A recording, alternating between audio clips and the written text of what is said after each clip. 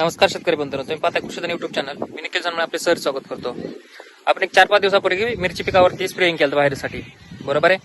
तर त्या मिरची पिकामध्ये व्हायरससाठी स्प्रेइंग केल्यानंतर जी मिरचीची पानं जी आहेत म्हणजे बोकाडल्यासारखे झाले म्हणतात किंवा चुरडा मोडा सारखे दिसतात किंवा त्या व्हायरसमुळे पिकावर त्याला ताण आहे किंवा जी वाढ विकास थांबलाय, तर त्यासाठी स्प्रेइंगसाठी आपण आज व्हिडिओ टाकतोय त्यासाठी.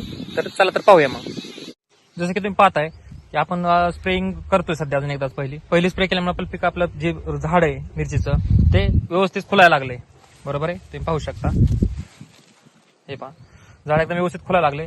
पण काय काय झाडावरती थोडंसं पान अजून बोकाडल्यासारखे दिसतात, जे फुटवा व्यवस्थित निघा नाही. मग त्यासाठी आपण स्प्रे घेतोय. त्यामध्ये अजय बायोटेकचं बायोसान आणि अजय बायोटेकचंच किटोसान म्हणून असं ऑर्गॅनिक प्रोडक्ट मध्ये प्रोडक्ट येतं.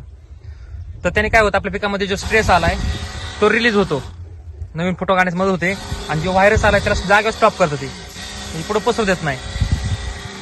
पाहू शकता तुम्ही, झाड आपली एकदम क्लिअर व्हायला सुरुवात झालेली,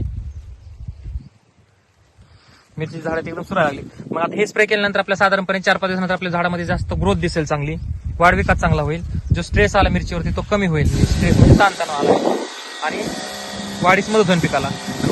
वाढ झाली की पिकात आपल्या उत्पादनात वाढ विकास चांगला होईल. त्याचा स्प्रे करतोय आपण. पाहू शकता तुम्ही, झाड एकदम व्हायरस कमी झालाय, पण जो स्ट्रेस आला झाडा तो कमी करण्यासाठी स्प्रे घेतोय आपण. चालेल. जर कोणी शेतकरी मित्रांना काही समस्या असतील तर नक्की कमेंट करून कळवा. मिरची पीक, खरबूज पीक, कारले, दोडका, कोणतेही पीक असू दे आपलं, तर सर्व पिकांसाठी आपण नक्की माहिती मार्गदर्शन करू. व्हिडिओ आवडल्यास व्हिडिओ लाईक करा, शेअर करा आणि चॅनल सबस्क्राईब करा. धन्यवाद.